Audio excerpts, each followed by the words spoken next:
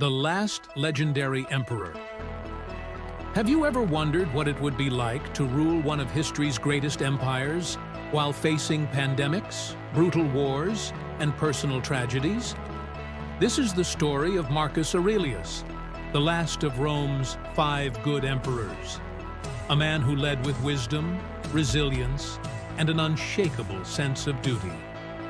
In this video, we'll delve into the life of the Philosopher Emperor. You'll discover how a man shaped by Stoic philosophy ruled with compassion, confronted monumental challenges, and left a legacy that echoes to this day. Want to know how Marcus Aurelius turned adversity into universal lessons, or what we can learn from him to face our own challenges? Stay with us, and let's explore every detail of this incredible story. Origins and the path to power.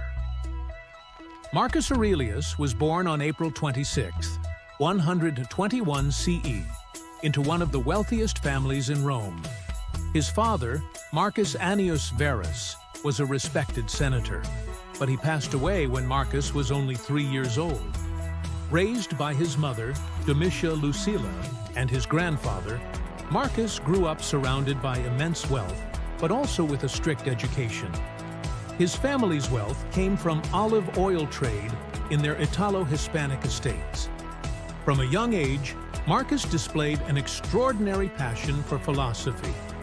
Educated by Greek tutors, he excelled in literature, rhetoric, and particularly Stoicism, a philosophy that would define his life. He adopted unusual habits for a Roman noble, such as sleeping on the floor and wearing simple clothing, behavior that puzzled more traditional Romans.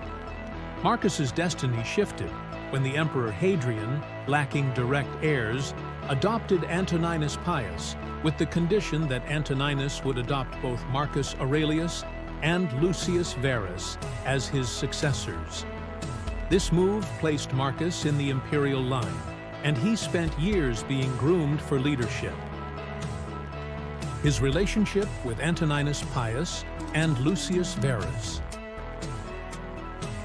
During Antoninus Pius's reign, Marcus held critical positions, including consul, showcasing his administrative skills and dedication to public service.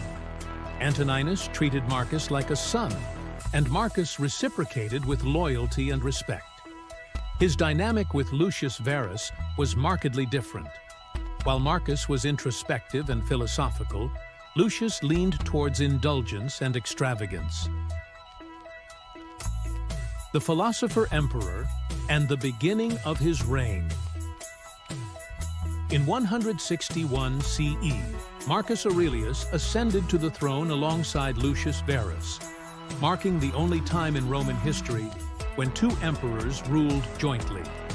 Their reign began amid crises, revolts in Gaul, Germanic invasions along the Danube, and a war in the east against the Parthian king Vologases IV.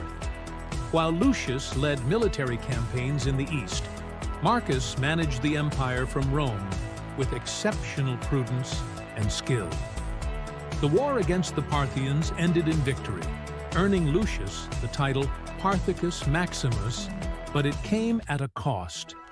Roman soldiers returning from the east brought back the Antonine Plague, one of the first recorded pandemics, which devastated the empire and claimed the lives of an estimated 5 million people. Personal life and tragedies. Marcus Aurelius married Faustina the Younger, daughter of Antoninus Pius. Together, they had 13 children, though most did not survive infancy. Among the survivors were Lucilla, who married General Lucius Verus, and Commodus, who later became emperor.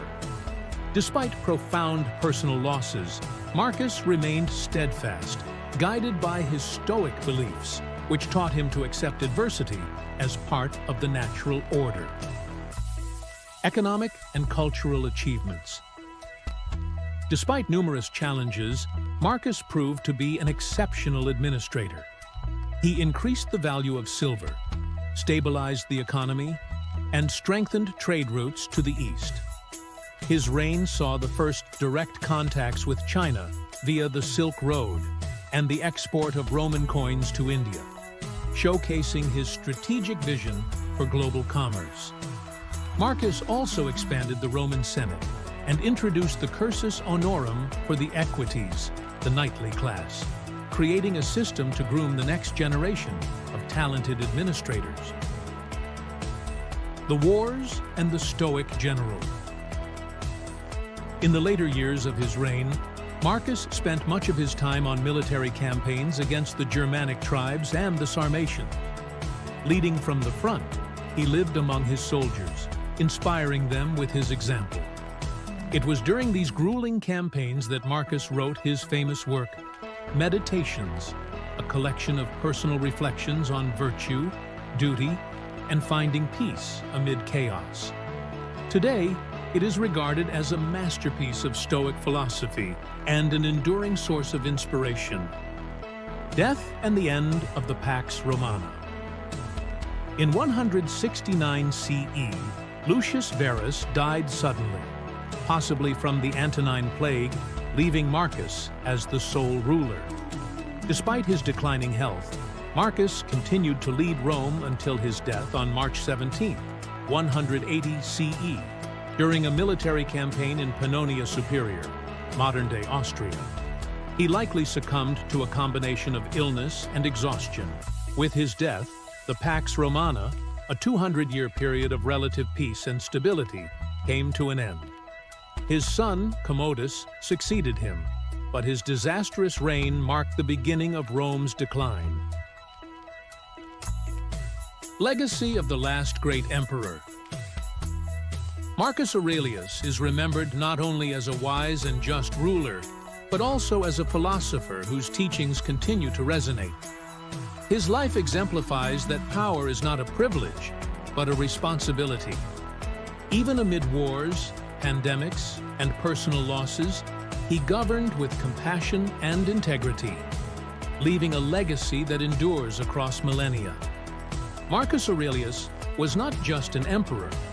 He was a timeless example of ethical leadership and resilience in the face of crisis.